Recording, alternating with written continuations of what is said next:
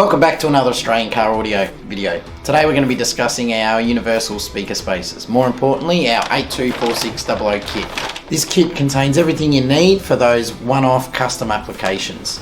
Inside this packet you'll find 3 different mounting rings that can be stacked, used individually or on their own, and this ABS plate. You'll see it's pre-drilled and countersunk, so you can mount any of the rings or the brackets attached in the kit with it.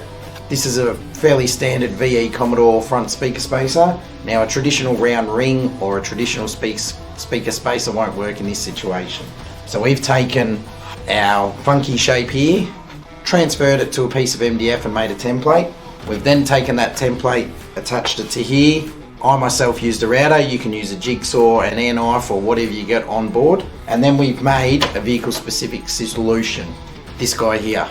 So you can see we've attached the ring on from the rear and we've drilled it out, and then that there will fit the front door of our VE and be OEM style perfect finish.